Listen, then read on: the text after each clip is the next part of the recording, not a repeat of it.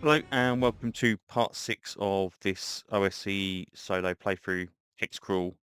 We're currently in dungeon though, so we've stopped Hexcrawling. We're dungeoneering at the minute. So last episode, we camped. Our heroes camped. We've got our elf, our magic user, our cleric, our fighter, our thief, and our NPC cleric from the deck that I created. They're all sitting in a little secret passage behind a wall overnight. Spent the night in there, probably with a bare minimum of light, kind of maybe some kind of rags dipped in a little bit of oil from a lantern, and they probably pretty miserable in there. A little bit of grub, not very happy. Um, so we've got 4 days worth of rations left after today, 4 lots of lantern oil, and 6 lots of torches. So we're going to be limited on exactly how far we can go. So I think the plan is at the minute we are going to continue around this level of the dungeon. We've got some unexplored areas on the map that we haven't been to. Just bring that into view. Oops. Round the bottom here. So we're currently here at the moment. We've obviously got this direction here where we had some snakes come down here last time. A couple of rooms here, and then we've got some more around here as well. And then this is the way out, these set of stairs here. So we're going to go down this corridor here, take a look down there. Then we're going to try this one, and we're going to gradually make our way back to the stairwell. We have a set of stairs here that's going to go down to a second level, and we have a stairwell there that goes up to another level as well. So all else fails, we go that way round. Did we check for a secret door there? I can't remember. I think we probably did. Anyway, so one way or another, we're going to get out. Hopefully, as long as we don't run out of torches. So we are going to spend the first round of our day. We will start another bar down here rather than here. So we go first round of our day. We have got our movement. So slowest movement we've got at the moment, I believe, is 90. Double check. Yep, 90. Oh, 60. 60 is the slowest movement we've got. So each one of these squares is 10 feet. We're going to move at full encounter rate as well, because obviously we've previously done this one. So we can move at 90 rather than 30. So 10, 20, 30, 40, 50, 60, 70, 80, 90 gets us to there in one turn, which is going to be that one. And then we're going to go this way. So using our random dungeon books from the old first edition player's handbook, DMG, we are going to roll a 1d20, see where this corridor goes. This goes to a 15, this goes to a chamber after 30 feet. So chamber is table 5, chamber 1d20. 11 is a regular chamber 20 by 30. Okie dokie. And the number of exits, okay, is 13. And the chamber size up to 600 feet. So that will be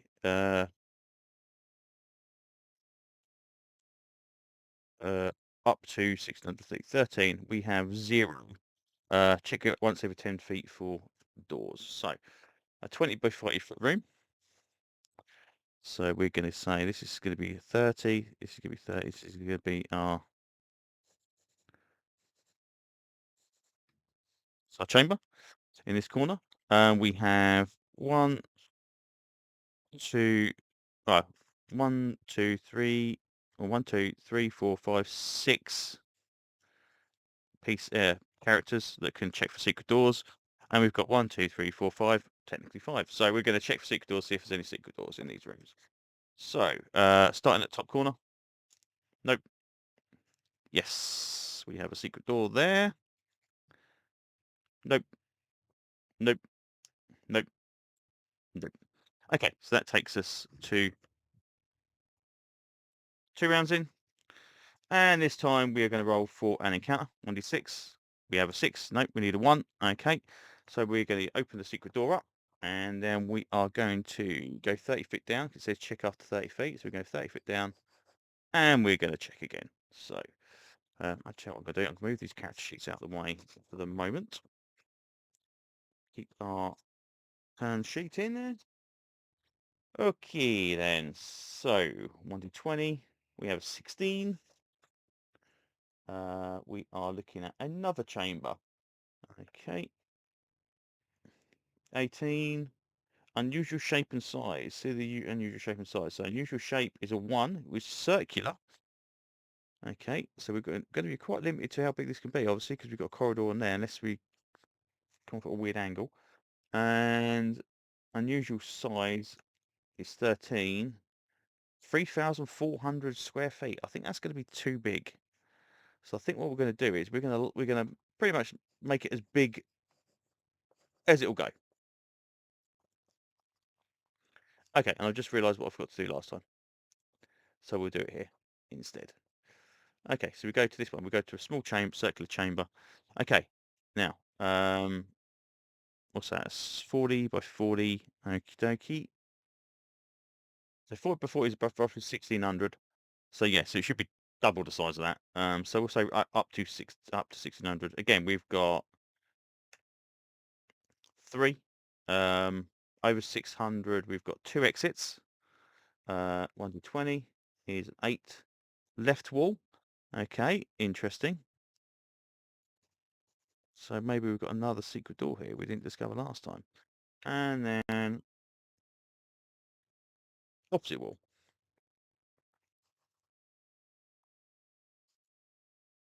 Oh, and I keep forgetting. Right. So, exit direction, we'll leave that one for that one. We can do it for the one at the top though. Well, again, because I didn't see. Straight ahead. Okay.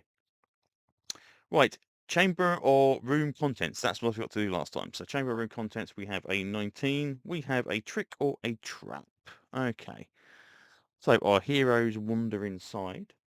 So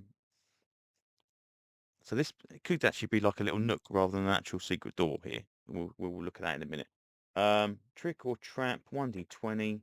We have a 4. So we have a secret door unless unlocated. Non-elf locates 3 and 20. Else locates 5 and 20. Magical devices. Unlocated secret doors go to dice 6, 7 below.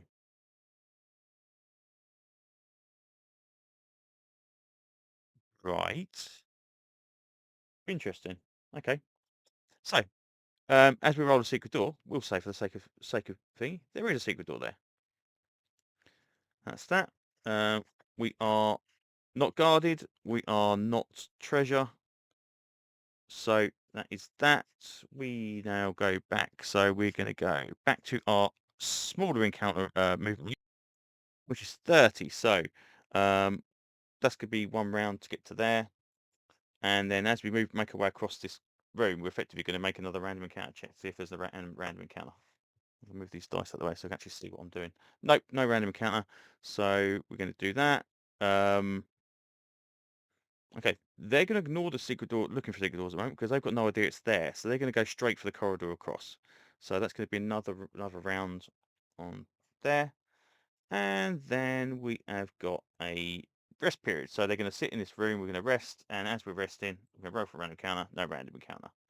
Okay, next round, we'll go 30 feet. Right, we're going to obviously going to jut up against this other room. So what we're going to do is we're going to ignore the 30-foot lead-in. We're going to roll 1d20 and see what actually we get. We get a passageway turn on table, say table 4 for check widths. On table 3, check again for 30 feet. So check width for 33.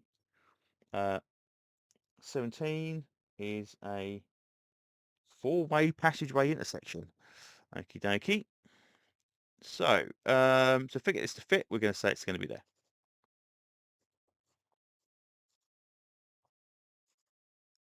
That's what we're going to have. And we should, actually, good point, we should check width first of all before we do anything else. 8, shockingly enough, 10 foot wide. Okay, so another round to walk out the passageway. Random encounter. 6, nope. 1, 2, 3, 4, 5, 6. See which way they're going to go. They're going to go 2. They're going to go down this passageway. They go down that passageway. They spend a turn looking for secret door. Is there a secret door in this room? No, there's not. Okay, so they turn around. As they turn around, there's a random encounter. We have a random encounter. Okay, so coming down that passageway somewhere is some kind of monstery creaturey thingy. So going back to my notes, we have our own encounter table. So D8, we have an 8, we have a blank space. And because we have a blank space, we are going to go back to the standard book. We have dungeon level 1, 1d20. We have a 1. We have acolytes. So we'll pop them in the book. Acolytes, and that is 1d8. Oops.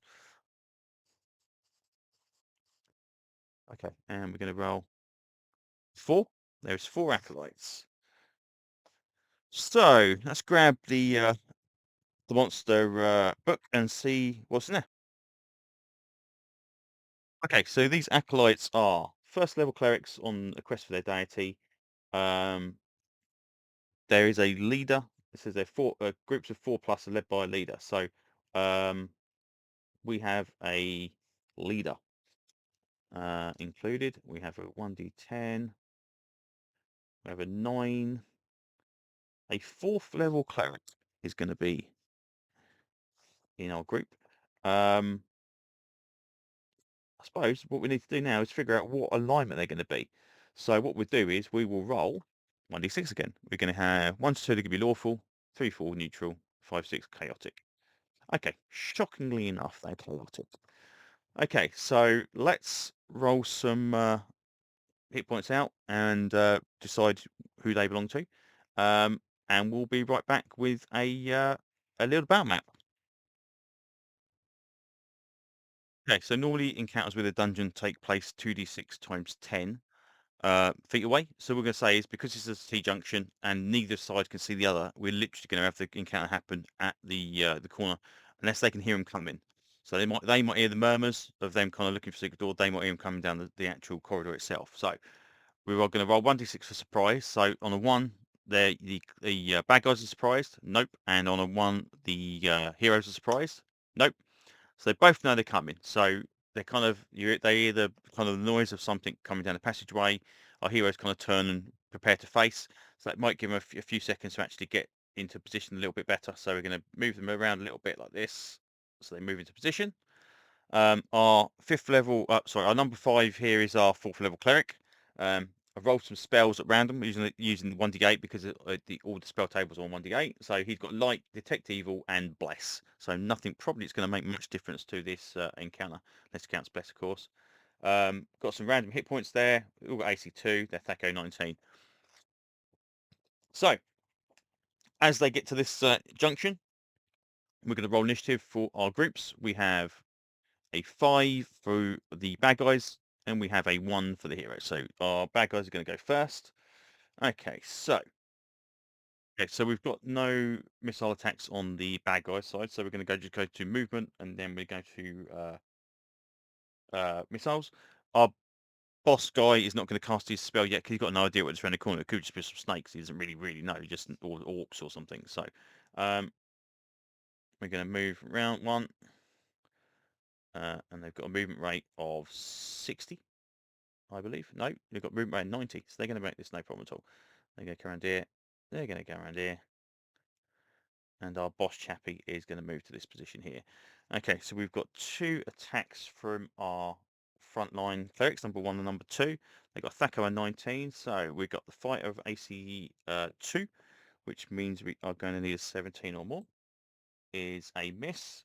And we've got our cleric with an AC of 5, which means we're going to need a 14 or more. That is a hit. We have 20. So some games will say that's a critical hit. Technically speaking, it's not in this. So we're going to have a damage, 1d6, a 5. I think our cleric is going to go to 0 straight away. So our cleric is clonked around the head, down, bop, onto the ground. Not a good start for our team. Okay, so that is their round over. Our people are going to have, there it goes. So we have got movement first of all. Our cleric is going to move into that space. And our thief is going to move up by 1. Missile attacks. Okay, so our elf and our thief both have missile attacks. So let's just double check. Yep, as long as they're 5 feet more, there's no penalty for firing to melee or anything in OSE. So we're going to do those. So we're going to do our 2 missile attacks first of all. So with an AC of 2, which must be plate mail, mustn't it? AC of 2 means our heroes are going to need, for elf is going to be a 17 or more. It's an 8. And for our thief, it is going to be a 16 or more. Wow, no, we are completely missed. Okay, so that's it. So we're going to then have our cleric attack, first of all, our backup cleric attack with a THAC0 of 18. So we're going to need 16. That is a hit for 1d6 plus 1. That is 7. Guy number 1's got 1 hit point, so he goes down with a complete blurg. He is not happy. He is going to get his retaliation pretty heftily from our cleric. And then our fighter attacks, AC 2 on number 2, which is going to be a 15 or more. A 13, that is a miss. Okay, so back to next round. Bad guys, 1. Heroes, 1. Simultaneous. Okay, so we will start with our heroes first of all. Actually, what we'll do, we'll move everyone first of all. So everyone's going to move. So this guy's going to run in. Actually, no, that guy's going to run in there because he's nearest. Our cleric's going to hold a position. He's going to move around here. Our magic user is going to back off again because, not being funny, our magic user is probably not the bravest of people here, and he's also just seen his cleric get smashed in the face by a mace. That's our movement rates. No missiles from anybody else. You're not casting yet still, so we're going to have our thief and our elf again. So our thief, 16 or more, nope. And our elf, 17 or more, nope, it's by 1, bit annoying. And then we're going to have our melee attacks. So we're going to have our cleric versus number 3. Miss. And our number 3 versus our cleric, which is AC 6. So you're going to get 13 or more. That is a miss. Fighter versus 2. 15 or more is a miss. And 2 versus our fighter is a 17 or more. That's a miss. Right. So exchange of blows over a couple of moments. Nobody comes off any worse, nobody comes off any better. Next round.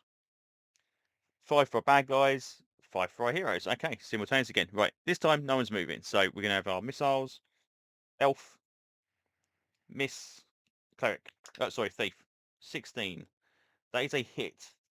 Our thief is in line with number 3, so our thief is going to hit number 3 for 1d6 with a short bow. 6 damage. Number 3 has 2 hit points. Gone. Simultaneous, so our bad guy still gets an attack against our cleric.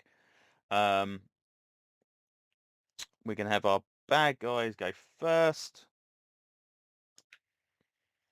8 is a miss against our cleric, and then he curls over and dies. And then our fighter against, our bad guy against our fighter. That is a miss. Yes. Fighter against our number 2. It's 16. I believe that will be a hit. Yes, it is. 1d8 plus 2 damage. 7 against number 2. He's got 6 hit points. He goes down like a sack of spuds. Okay. Next round. So we've lost half of our people on the bad guy side. Checking the book, we have got a morale of 7. So let's see if they leg it. 7. That means they're staying. So 4 for bad guys, 3 for those. Okay, so these two are going to move up, obviously. Okay, and then 4 against our cleric. A 19 is a hit. 1d6, 4. Our cleric has 4 hit points. Our cleric goes down. Okay, this is not looking good for our group. And our 5 against our fighter, and 5 hit. Oh, sorry, our 4 hit dice. Give me a sec. Nope, 4 hit dice clerics are still Thaco 19. So 17 or more. Nope. Okay. Our bad guys are going. Our good guys are going to move now. So move up. We've got missile attacks. Magic user is definitely now getting really, really worried. So missile against number 4 from our thief is a hit for 1d6. Is a 1. Number 4 has 2 hit points. And then our missile attack against from our elf against number 5 is a hit for 18 for 1d6 is a 1. So on 11. And then our fighter is going to fight number 5. So 15 or more. It's a 4. It's a miss. 6 for bad guys. 6 thing heroes. Right, simultaneous again. So 4 is going to move in against our thief. So 4 is a miss. 5 is a miss. Our thief is stuck with a short bow, so he is pretty much, and our guy here cannot actually do much either. So they're going to have to either drop their weapons and draw new ones, which will be their round, or they're going to have to do a kind of a fighting withdrawal to actually step back out the way and not get attacked. So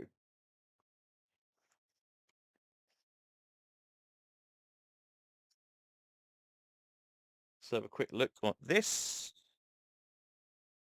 Okay, so a fighting retreat allows you to move half your movement rate as long as there's a clear route back. So our thief is going to do a fighting retreat, basically like puts his weapons up, kind of just to box any blows kind of going come in. And our elf is going to do exactly the same thing on that round as well. That is our movement, and according to this, that doesn't take a round. There's a clear path of movement, so that is fine. So we can actually have our missile attacks as well. So we're going to have a missile attack. So thief against number 4 is a miss. Not a miss from our elf as well. And then our fighter is going to hit number 5 again. We need a 15 or higher. It's a 9, it's a miss. Back around to next round. 5 for our bad guys, 1 for our good guys. Okay, so with our cleric here, or acolyte, sorry, here, he's going to take attack at our fighter, because obviously our fighter's standing there in the open. Why wouldn't you? So AC of 2 means you need a 17 or more. That's a miss. 17 or more from our bad guy. No, miss. Okay. These aren't going to move. Missiles. 17. Oh, and I did forget. I just looked up in here. +1 to hit because you're at short range. So that is actually a hit for our thief against number 4. That's 4 damage. Number 4 drops. Oop, okay, we've got a big pile of bodies there. They're all piled up on top of each other. And our elf is an 18. That is a hit. 1d6. We have a 1. We're on 10. And then our fighter attack against him is a 17. That would be a hit for 1d8 plus 1. That will be another 5. You're on 5 hit points. Okay, so you're down to the last bad guy. Now, let's just double check, see if we need another morale check. Okay, so technically we do a morale check when the first bad guy drops, which we didn't do, but we did do one at half their losses. So we've got 1 guy left. He is going to make a morale check. So 2d6. Nope. On 3, he's staying with it. 3 hit initiative. 4 initiative. Our good guys are going to go first. Missile attacks at +1, so we need a 16 or higher. Nope. And a 17 or higher. We have a hit. 26. 3. Down to 2 hit points. And our fighter on 18 is a hit. 1d8 plus is 1d8 plus 2 is 8. Gone. Splat. We have a decapitated cleric or acolyte leader. But it costs us our 2 clerics. That is not good. Okay, so a quick look over these bad guys we have got. Well, they 10 experience points each, so we've got 50 experience points. for the lot, and they have treasure type U, okay, which I think is 1d4 gold pieces. Let me double check that. That's the wrong book. Treasure type U.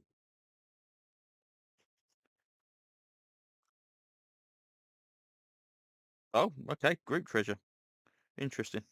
Okay, so let's see what they've got done. 10% chance of having copper pieces. Nope. Actually, I can use this, can't I? 10% chance of having silver pieces. Oh, nope, 19. 5% chance of gold pieces. Nope. 5% chance of gems. Nope. 5% chance of jewellery. Nope. And 2% chance of one magic item. Nope. Okay, so they had nothing on them. They are poor acolytes. Okay, that's fine. So they've probably got some holy symbols. Let's have a quick look on our bad guy list and see what god they could possibly belong. Okay, so going over my list of gods for this campaign setting, we have God of Chaos, Evil and Fear is Karoth. So we're going to have Karoth occult acolytes. So they may have some kind of operation in the vicinity. But we are down to our last 4 people. I think at this point in time, they're going to get a little bit anxious and start thinking about heading out. This is not a good place to still be after losing 4 of their compatriots. So, moving at our fastest rate, which is going to be now, I believe it's still 60 feet. It is indeed. Okay, so we're going to pick up some of their belongings, pick up some treasure. Obviously, our other guys were left in here. Yeah, that's not good. We're going to have to probably make our way back out and decide to come back at another point in time. So,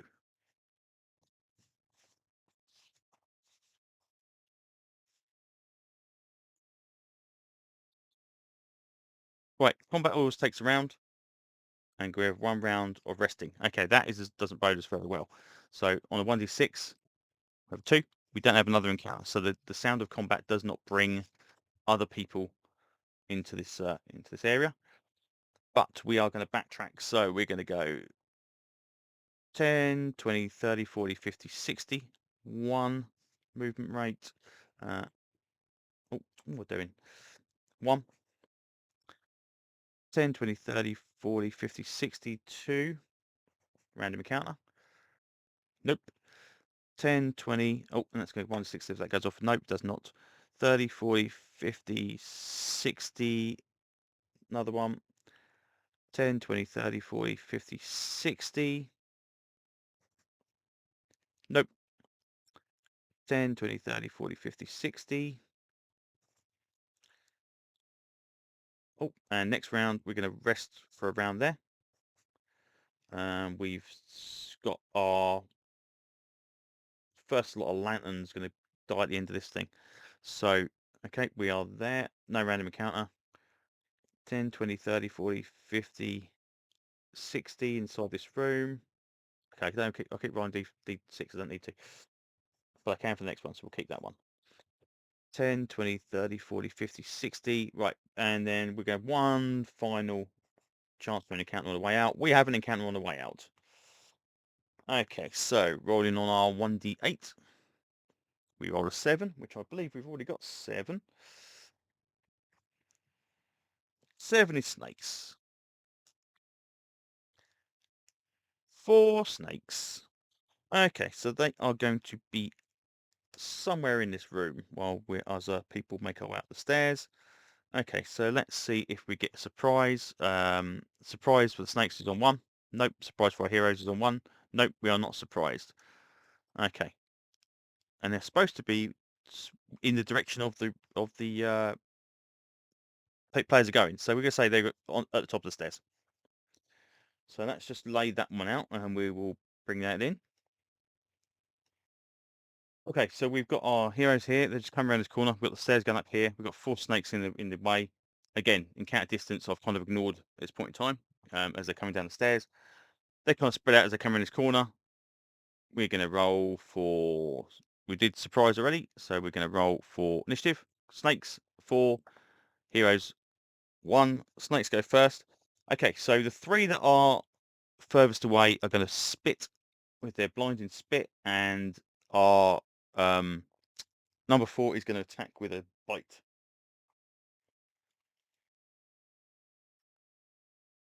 Okay, so fighter. AC of 2 means we need a 17 or higher. Spit. Our fighter again, AC of 17 or higher. We have a 17. That is a hit. We need to make a save versus poison or be blinded. Okay, save versus poison is 14 or higher. We have a 2. Our fighter is blinded by the venomous spit. Our thief is next. A hit against the thief. Thief is AC 6, which would mean that is a hit by that. So with a spit. Okay, our thief needs to make a save versus. Okay, mistake on the fighter. It's a save of 12 or higher, but it's still failed. And a save of 13 or higher for our thief. Our thief manages to save, so he's okay. And then a bite attack against our magic user is a 3. That is a miss, which is probably lucky because that is a poisonous bite. He probably would die. So fighter is now permanently blinded. Cannot do anything apart from wail around and go and rub his eyes and panic. So our elf is going to move across to here and take a shot at number 3. And the other one is going to take a shot. Everyone else is staying kind of where they are. He's going to actually, the bandit is going to fight and retreat back out of the way because that would be insane for the fighter to try and take this thing on. So, elf against number 3. Elf's Thaco is 19, which means we need a 12 or higher. We have an 11 plus 1 for range is a hit. 1d6 is 2 damage. That's 8 hit points, number 3, so that's probably the strongest of the lot. And then our thief is going to shoot... actually, our thief is going to stab number 4, because he's nearest. So that would be a 11 or higher. As a 14 is a hit. We're going to do 1d8 damage with our sword. We do 4 against number 4. You are still active. And then the other 2 can't do much of anything. Unless the magic user wants to throw his dagger, but if he does that, he's got no other defense. But considering it's not a good day for everybody, I think he's going to try that. So, actually, I've gone past missiles. We'll leave it. That's it. Right, next round. 4 for the things. 6 for our heroes. Okay. 6. Elf against number 3. 12 or higher is a miss. Actually, 11 or higher is still a miss. And then melee attacks is... this is when our magic user is going to throw his dagger. That is a miss. So dagger clatters off the wall behind the actual snake. He's not very happy. And then our thief is 12 or higher. Is a hit against number 4, 1d8. 6 damage. Number 4 goes down. Okay, so now we make a morale check. I think morale for snakes is going to be pretty good. Right? Oh no, morale 7. Nope, they stay in the game. Okay, you are out. And that is everybody's turn this round. So these are going to move in. And our poor fighter is going to get attacked even though he is blind. Now, that's a good question. Do you get a minus to your AC if you are blinded?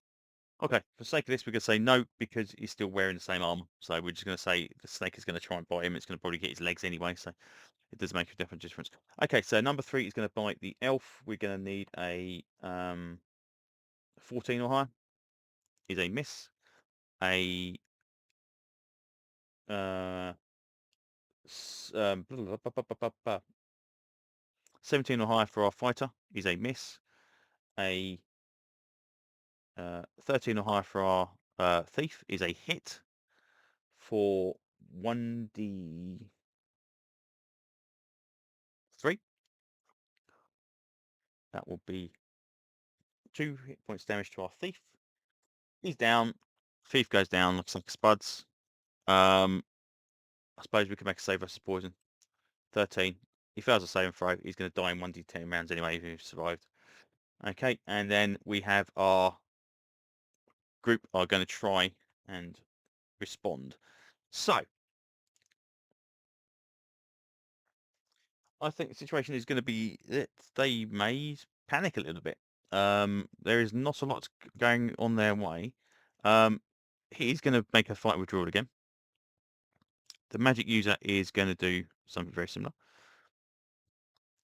Missile weapons from our elf against number 3 is a miss. And our fighter can't do anything. Our magic user can't do anything. Next round.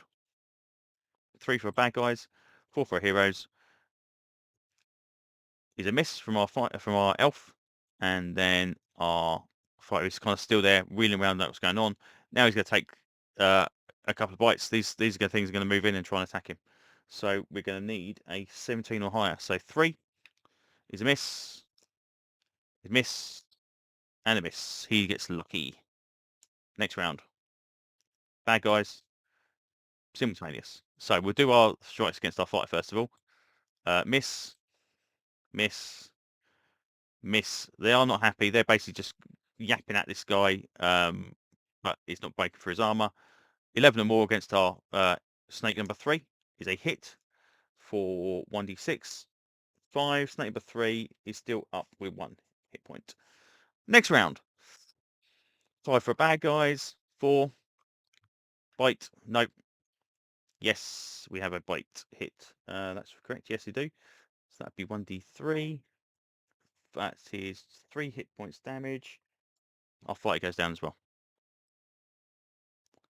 Okay, and then these can't do anything because obviously they have moved, so they've done their attack. But our elf gets a retaliation shot, so he's a miss. Next round, 2 and 4, miss. Okay, our magic user is going to try and run away. So he is going to. Actually, magic user can't get past these guys. You have to wait till they move, and then he's going to make a check. So magic is going to stay where he is. Next, our bad guys are going to move in. Okay, and we have a elf is an AC of 5, so we need a 14 or higher. Miss, hit. 1d6 is, sorry, 1d3. That's 2 damage. So we're on 2 now. That's save versus poison, 13 or higher, I believe. It's a fail. The elf is going to die in 1d10 rounds. Oh, 1d10 turns, sorry. So we'll leave that for the minute. And then a bite against our magic user. It's probably going to hit. Yes, it is. It's a 3. That will be 2 hit points. So magic user on 3. My save for versus poison. Magic user, I think that's a successful save. Let me double check. Yep, our magic user saved. So he is okay. So next round. 5 bad guys, 5 simultaneous. Okay. So our elf again is going to take a step backwards again and fight withdraw. So and then our magic user is going to try and make a run for it. He is not at all happy. So it's probably silly, but he's going to try it anyway. So we have full retreat, moves backwards. Oh, when it moves backwards, rate faster than half his movement rate. Character movement 4 for attacking that round, and the punch get or attacks the round. Okay, I think that's interesting. It said you don't get like a attack of opportunity. You just get a +2 bonus for attacks. So if this guy can outrun these snakes, he can kind of weave his way past them on his move and get out. So that's what he's going to try and do. He has got a move of 40. So 5, 10, 15, 20, 25, 30, 35. He's going to be up the stairs before they've even really realised. And our elf is going to shout out, "Where the hell are you going?" As he lets rip with his arrows against number 3. 11 or more? No, it's a miss. And our elf is now going to be subjected to 3 loss of bites. Miss. Miss. And 11 may hit. Elf AC is 5. Nope, that's a miss as well. Next round. 6 for our bad guys. 1 for our thingies. 14 is a... that will be a hit, won't it? Elf of AC 5. Yes, that's a hit. 1d3. 1 hit point. Down to 1. Save versus poison. That is successful, but he's already dying. Second attack is 6, which is a miss. Third attack, which is a miss. And then we have our elf. Stan goes backwards. Vision's getting blurry now. He's been poisoned once. He's been bitten a couple of times as well. He's not very happy. That is a hit, though. 18. So against number 3 is 1d6. 6 damage. Number 3 goes down. Okay. They've now lost half of their people. 7. They're sticking to it. Okay. So 2 and 2 simultaneous. So elf is going to go first because he's got the bow and arrow. And against number 1 is a miss. And then these 2 things are going to move in. Bite attack, nope. Bite attack, 14's a hit. Our magic user is moving out the way. 1d3 is a 3 hit points damage. Our elf drops as he's bitten for one final time as our 2 snakes slither around here and probably have a bit of a fun time nibbling on him while our magic user runs up the stairs in complete panic again, as per usual. This time he's got a backpack on his back, so he's probably a little bit better off than he was last time. So he leaves the combat area, goes up to the top of the stairs, stands at the edge of the dungeon and kind of glancing around to see what direction his should be going, his road should take him. So grabbing the map, let's have a look. We are currently, I can remember which we're on. Let me have a look. So we're currently at hex number 14, which would be...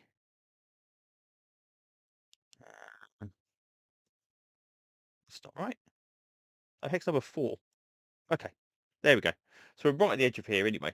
So we are literally hex and a half away, which is well within a day's travel. And we've only had a couple of hours, so we're now looking at maybe midday-ish just gone.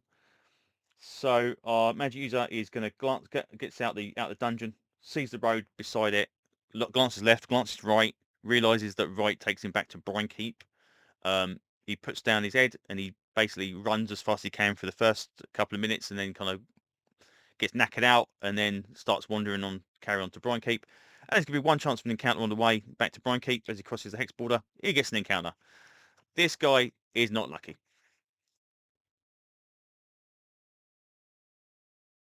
Okay, so 1d8. We have a 4.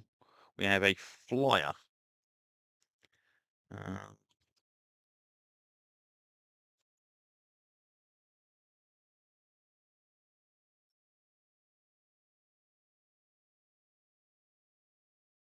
Subtotal 1. There we go. 12.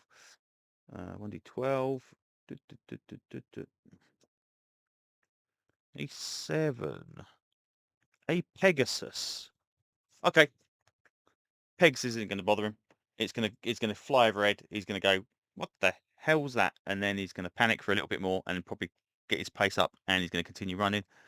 And within the next hour or so, a couple of hours or so, he is gonna be back at Brinekeep.